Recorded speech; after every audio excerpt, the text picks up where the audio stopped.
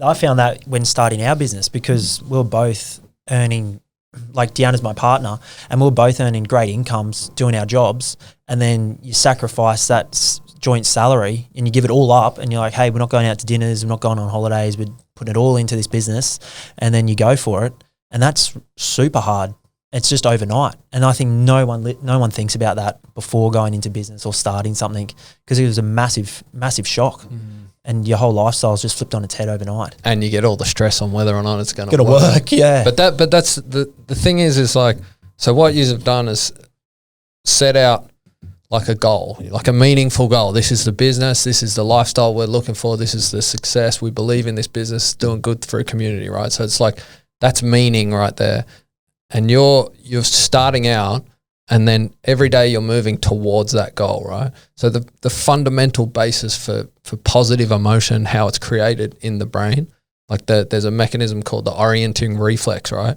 And it's constantly scanning your environment and trying to decipher if there's progression towards goals, right? And they might be tiny little arbitrary goals, like you might get hungry, I'm going to walk over to the fridge and get something to eat. And as you walk over the fridge, like you're getting tiny little bits of positive emotion coming, like neurochemicals. Because you're about to achieve your goal. Yeah.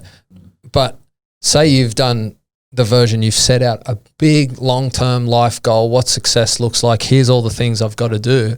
So you've created a sort of framework for your brain to see progression towards there. And that creates so much positive emotion. So if you don't have any of that, right, and you don't crystallize where you want to go to in life, your brain struggles to create that positive emotion. And that's that problem with when people get really successful, sell your company, get millions and millions of dollars, all those problems are taken away, like all those meaningful problems of going out and earning money to provide for your family, all that's gone. And you have the option to do anything you want. It's like all of a sudden that creates all this uncertainty because you don't exactly know what you're going to do. And then you're not really progressing towards something. And then that's what stuffs up that part of your brain. And then that's what makes you go down the track of replacing the positive emotion that you're missing out on with all your vices. Like you can get it from drinking alcohol, snorting cocaine. You can get it from watching Netflix series on TV, social media, and all the likes that you get.